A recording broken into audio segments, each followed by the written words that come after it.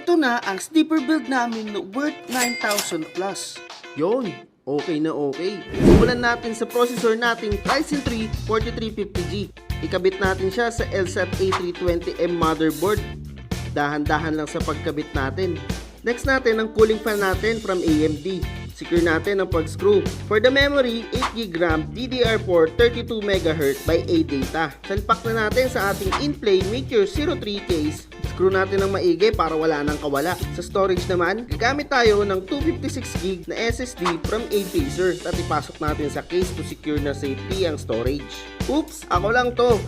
Hawak ko ang magpapalamig sa system unit mo. Gamit natin ang in-play M10 RGB fans. For power supply, we will use our in-play GP250L. Woo!